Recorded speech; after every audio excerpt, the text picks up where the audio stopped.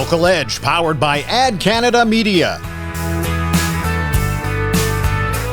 Hey there, everyone, and welcome to Local Edge, your show for better understanding and connecting with small communities all across the country.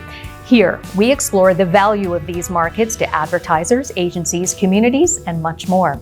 We also bring you the latest news, insights, and trends from the world of local advertising and marketing. I'm your host, Shawna Randolph. And in this show, we'll be talking to community connectors, media buyers, business leaders, all to find out what makes small communities so important to the advertising industry. We'll dive into the challenges and successes of local campaigns and hear from clients about how they strategize to grow their businesses.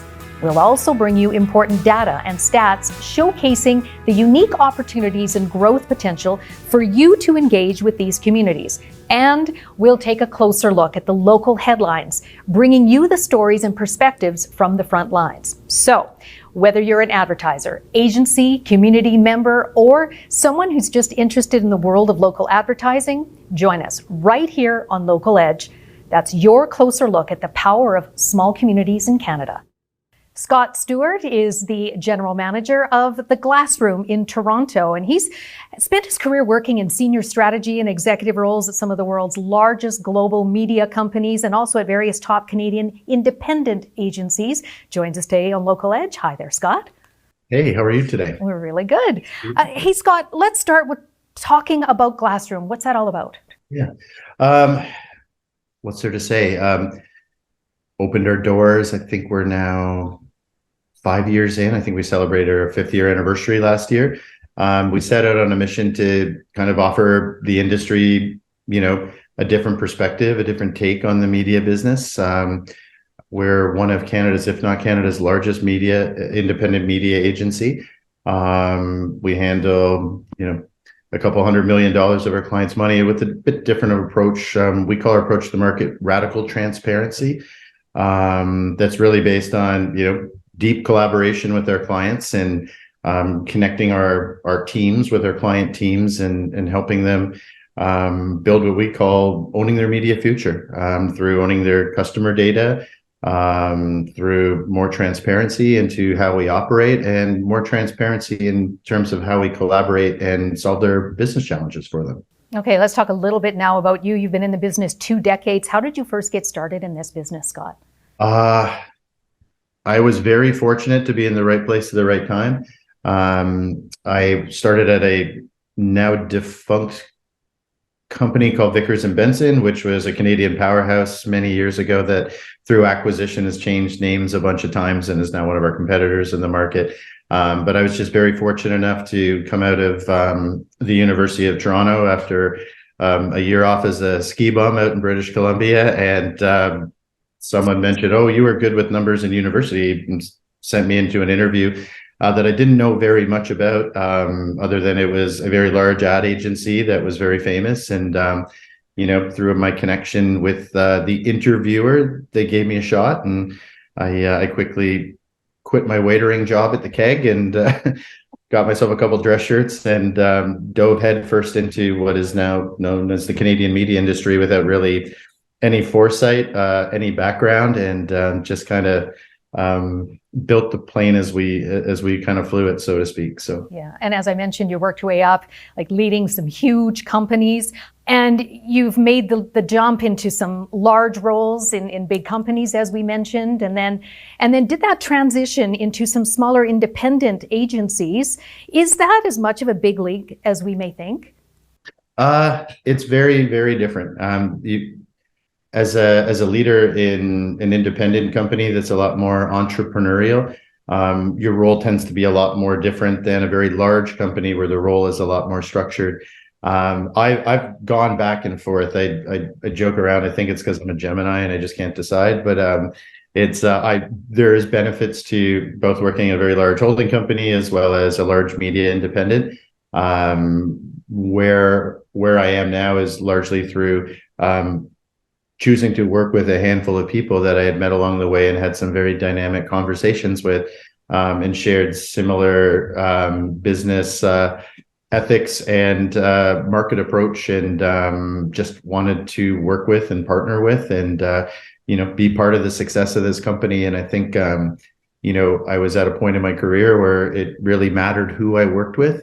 Culture is everything. And, through our discussions with a host of the partners at the firm, just felt that I'd be missing a great opportunity to not only continue to further my career, but also be part of something special. And I've been here for about 2.5 years now. And the joy that the job brings me is immense. And it's, one of the favorite things I've been able to do in my career. So I guess when you wake up that way every day, you have good days and bad days, but if you wake up every day just loving the out of what you do, it's not a job, it's more of a passion. So I was just going to say that I hear the passion in what you're saying. Okay, Scott, I'm going to tap into your expertise here now for a minute. Yeah, absolutely. Okay, how difficult is it to make those bigger players realize the importance of the smaller Canadian markets? Very difficult. I think there were some shifts in the way that we bought media. A lot of those shifts we started to see as media costs increased over the past decade. We started to see markets be removed from the overall mix. And today we take a very, for national advertisers, many take a very national approach. I had a conversation earlier this morning with a client about the importance of the secondary, tertiary, and even rural markets that simply aren't being adequately serviced through a national buying approach. And really to kind of dig down a bit deeper in terms of, looking at where their sales truly are coming from, and also identify markets outside of Toronto, Vancouver, and Montreal, where there could be greater opportunities to invest locally. What types of trends are you now seeing across the country outside of the major markets? Outside of the major markets, a big comeback and revitalization of out of home. In terms of looking at taking more national versus selective or spot market approach. I think out of home has really scaled, not just through the innovation of being able to buy it programmatically, but in terms of many companies investing substantially in those secondary and tertiary markets and bringing products like digital out of home to those markets, obviously, making it very applicable. I've also seen a bit of a resurgence in the use of local radio outside of the top 5 markets. And as a result, bringing that level of interest has also, I think, helped local news. In particular, a lot of the community newspaper networks that make it a lot easier for large advertising companies, large media companies like us to, cover a vast footprint, but also, bring a bit more efficiency, not just from a rate structure perspective, but in terms of operations as well. So what then do you say to those that may be a little apprehensive about really diving into the local communities for their advertising? I would say that approximately 18% of the population of Canada lives in rural communities, and you are missing out on 1 out of 5 potential consumers at a national level. That's really surprising to a lot of people, I think, especially those that are in the larger markets that are maybe in their own bubble. Absolutely. Scott, I wish we had so much more time to tap into you, but anybody watching, how can they be in contact with you if they have any other questions? They can contact us through our Glassroom website, www.glassroom.ca, or reach out to me directly on LinkedIn. I think I'm one of those few people left who try to call everybody back and respond to every email or instant message. So again, I think it's some of the best relationships I've created have started with a blind reach out, and so yeah, definitely get in contact with me if you have any questions or comments. Yes, it's very good to be easily reached. Thank you very much for your time today, Scott. No problem at all. We'll see you soon. That is Scott Stewart. He is the general manager of the Glassroom. Canadians can sniff out a bargain when it comes to cleanliness. Detergents and other soaps amounted to a tidy average of $147 per household on a yearly basis. For targeted data like this and to get a better understanding of connecting with local markets, please visit adcanadamedia.ca.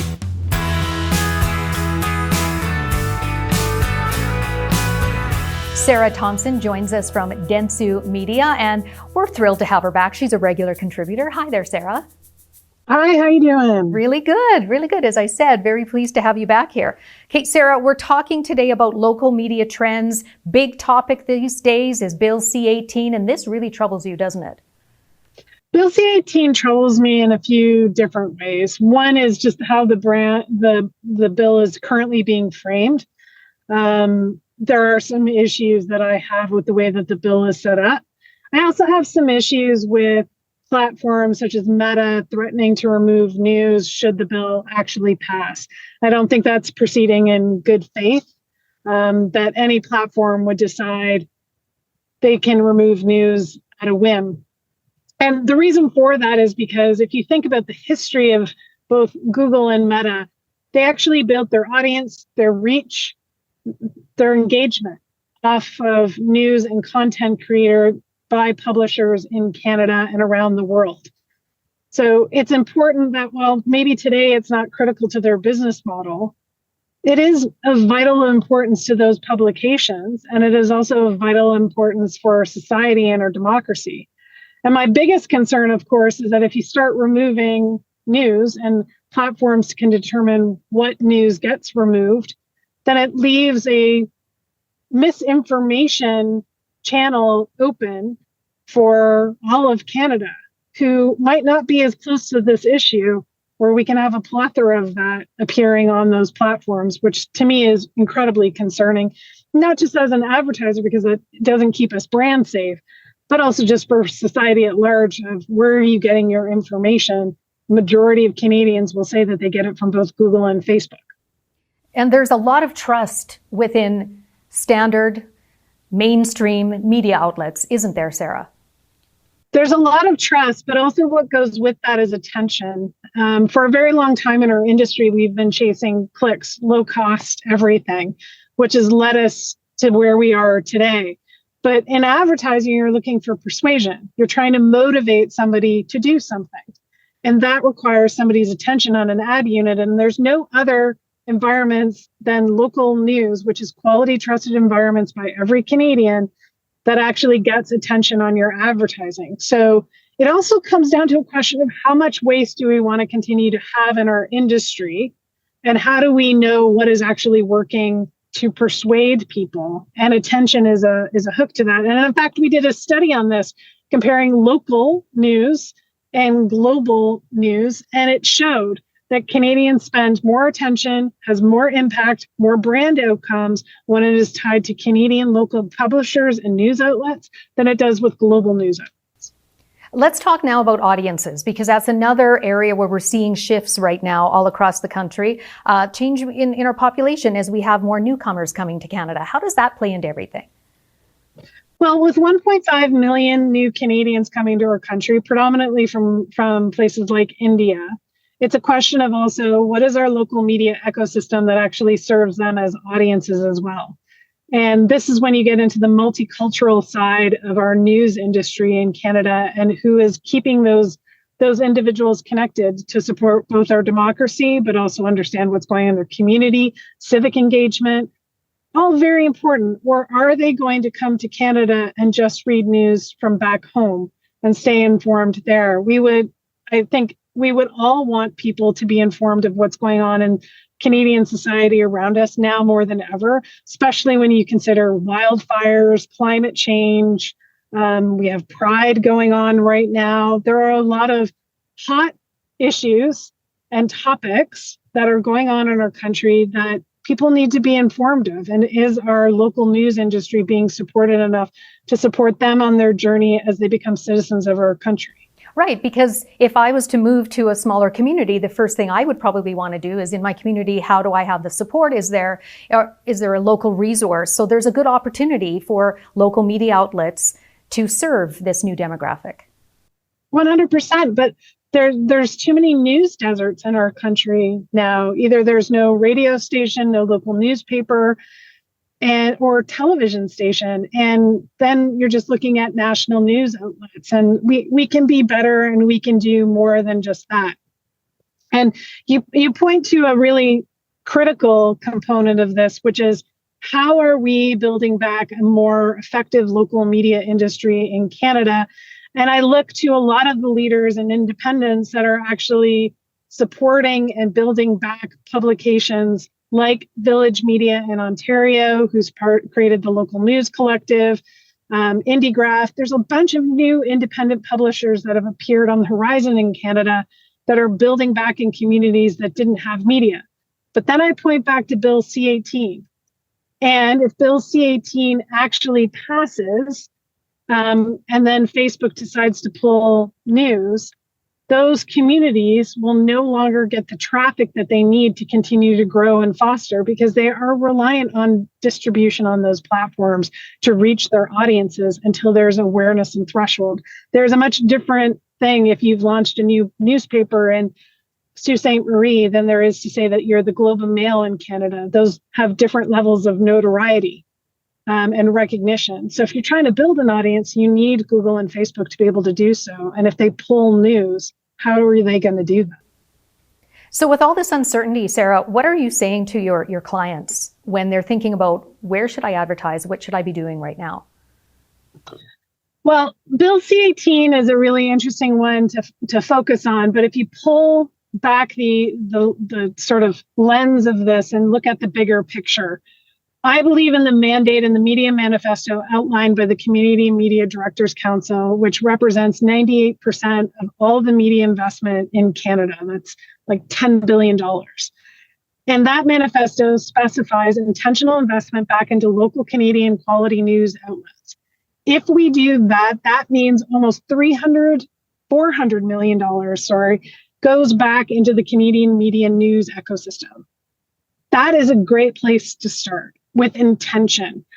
What communities do you want to serve and connect with? Where do you want to find customers? What is the local news outlet? How are they supporting you? Where are they on your blocking chart and your media plan? How many dollars are actually flowing there?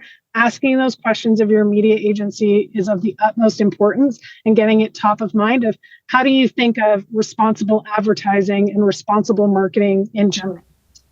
Sarah, I just really value your insight, your passion here today.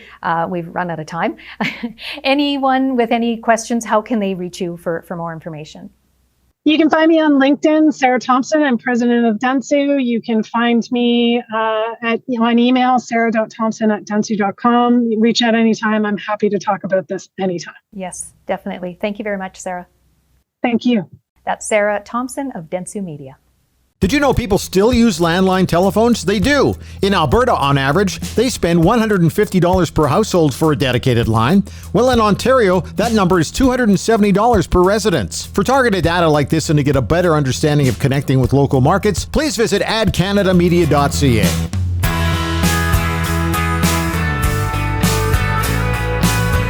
Brent Fitzpatrick joins us now here on The Local Edge. He is the Executive Director of the Humboldt Chamber of Commerce. Very nice to have you here, Brent. Thanks for having me. Let's start about the sense of the business community right now in Humboldt. Can you paint the picture? How's it going? You know what? We're a community or a region that's in the middle of a shift. Traditionally, this has been a agricultural, manufacturing, and retail hub.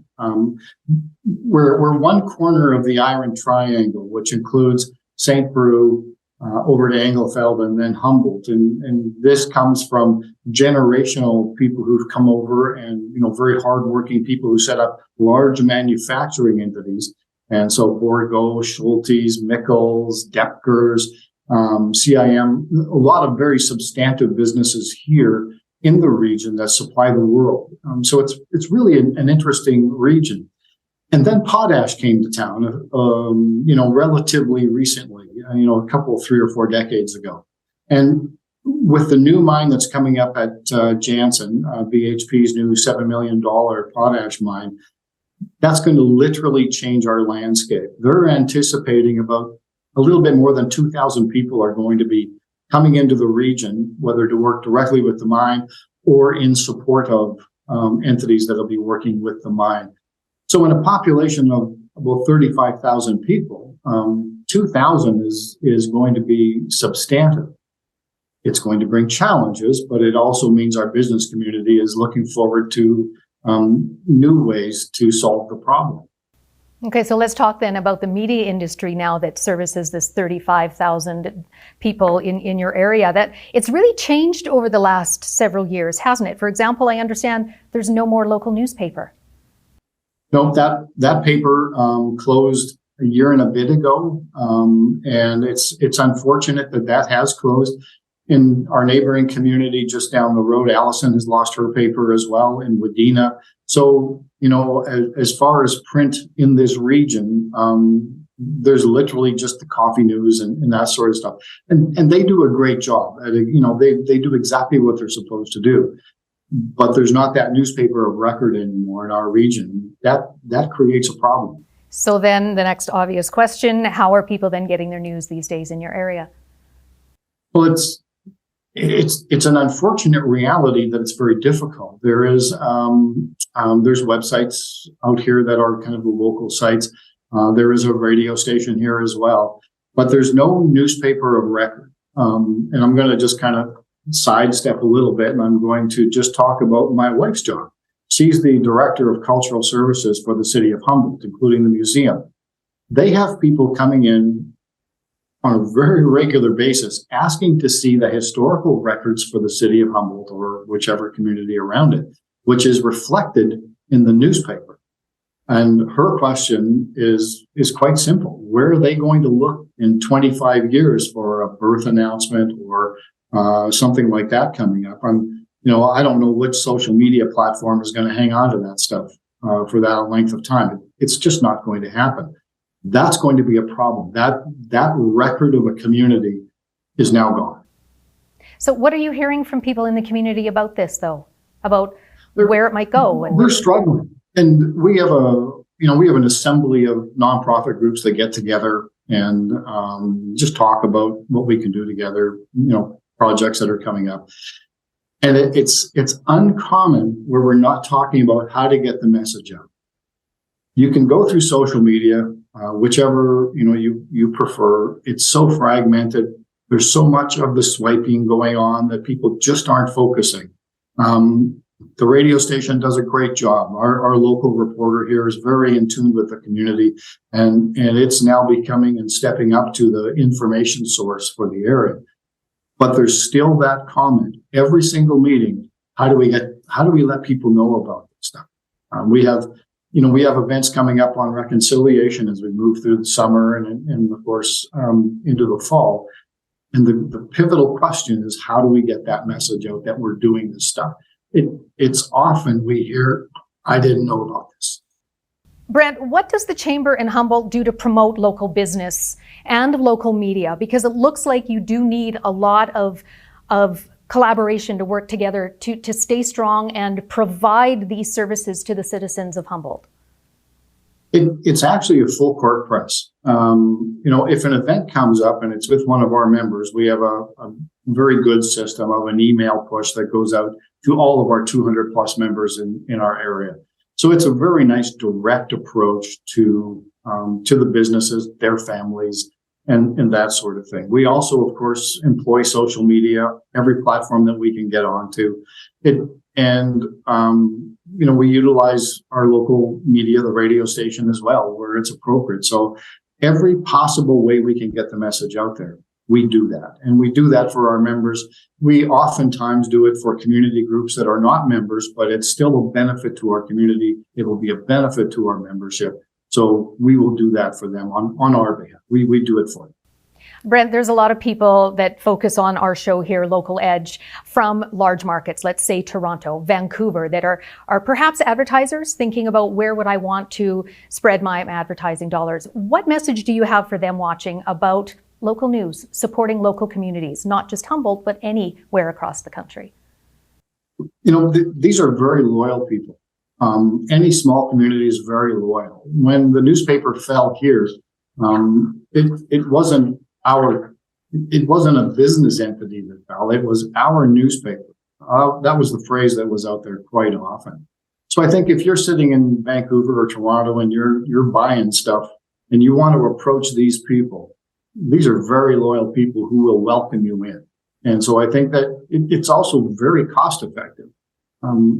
It's a 36,000 population in here. it doesn't take a lot of penetration into that marketplace to hit them all, or hit a very good portion of it. And I would challenge that it would be a lot more cost effective to get to these folks than it would be in, say, Toronto or Vancouver. And there must be a lot of trust too within the local community for specifically, of course, we're talking about the radio station there, as opposed to perhaps some people that may not fully trust what they see online. It's life critical to the success of those marketing pushes is the credibility of the message and the deliverer.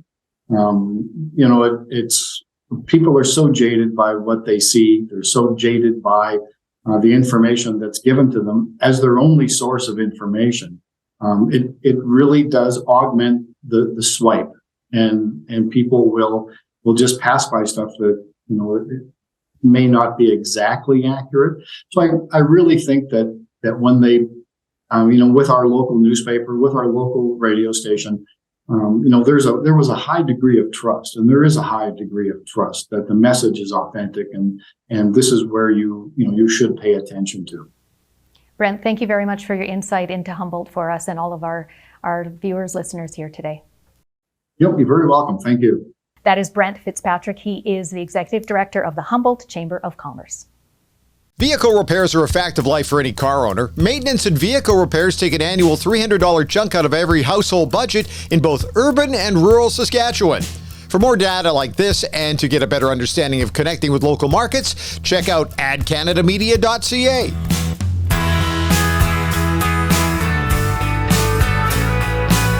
That's a wrap for this episode. Thank you, everybody, so much for joining us here on The Local Edge. Again, I am your host, Shawna Randolph. For additional information and extended interviews, be sure to subscribe to the Local Edge podcast. You can find it on any of the major platforms like Spotify, Apple, Google, whatever works for you. Please join us again for more on The Local Edge. We will see you next time.